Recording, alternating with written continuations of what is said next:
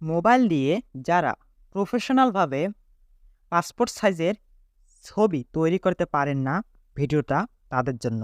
এই ভিডিওটা দেখার পরপরই আপনি আপনার হাতে থাকা ফোনটি দিয়ে পাসপোর্ট সাইজের ইমেজ প্রফেশনালভাবে তৈরি করতে পারবেন। তাই ভিডিওটাকে স্কিপ করবেন না, আর আমাদের চ্যানেলে নতুন হয়ে থাকলে সাবস্ক্রাইব করবেন। চলুন ভিডিওটা শুরু করা যাক। প্রথমে আপনার ক্রোম ব্রাউজার অ্যাপ্লিকেশনটি ওপেন করে নেবেন।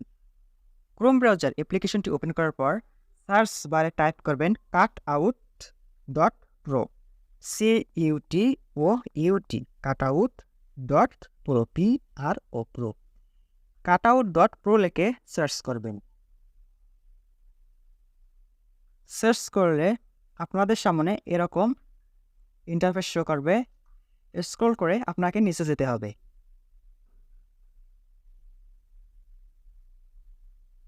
নিচে গেলে আপনি দেখতে পারবেন পাসপোর্ট ফটো মেকার নামে একটি টেক্সট। এই টেক্সটের ওপর আপনাকে ক্লিক করতে হবে। টেক্সটের ওপর আপনি ক্লিক করলে আপনাকে আরেকটি পেজে নিয়ে যাবে। এখানে আপলোড ইমেজে আপনাকে ক্লিক করতে হবে। আপলোড ইমেজে ক্লিক করলে আপনার ফোনের গ্যালারিতে নিয়ে যাবে। গ্যালারি থেকে আপনার পছন্দ মতো ইমেজ আপনি সিলেক্ট করবেন। আমি এই ছবিটি সিলেক্ট করে দিলাম। ইমেজ সিলেক্ট করার পর আপনাকে কিছুক্ষণ ওয়েট করতে হবে। কিছুক্ষণ ওয়েট করলে আপনার ছবিটি এখানে চলে আসবে। ছবিটি এখানে চলে আসলে আপনি এই অপশনটির ওপর ক্লিক করবেন। এই অপশনটির উপর ক্লিক করে আপনি যেই কান্ট্রিতে থাকেন ওই কান্ট্রি সিলেক্ট করবেন। আমি বাংলাদেশ সিলেক্ট করে দিচ্ছি। এরপর আপনি আপনার ইমেজের জন্য ব্যাকগ্রাউন্ডের কালার চেঞ্জ করতে পারবেন। আপনার প্রয়োজন অনুযায়ী আপনার যে কালারটা ভালো লাগে আপনি সেই কালারটি এখানে দিতে পারেন। আমি এই কালারটি দিলাম। এরপর আপনি আপনার ইমেজের জন্য পোশাক সিলেক্ট করবেন। আপনার যেই পোশাকটি আপনার জন্য ভালো লাগবে আপনি সেইটা সিলেক্ট করবেন। আমি এইটা সিলেক্ট করলাম।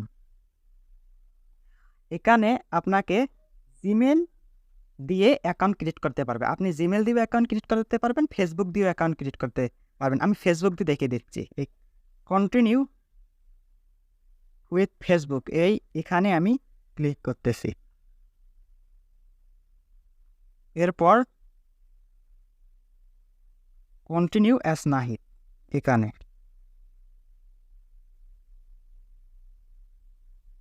এরপর আমার অ্যাকাউন্ট খোলা শেষ হয়ে যাবে। এরপর আমি এখান থেকে ইচ্ছে মতো যে কোনো পোশাক সিলেক্ট করে দিতে পারবো।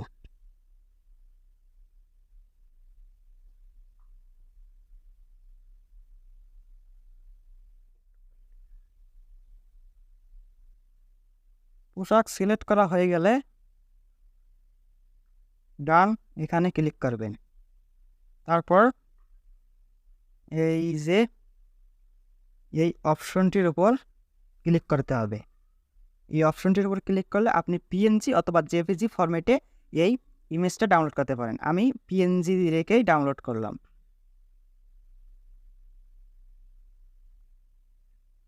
এভাবেই আপনি আপনার হাতে থাকা ফোন দিয়ে প্রফেশনালভাবে পাসপোর্ট সাইজের ছবি তৈরি করতে পারেন।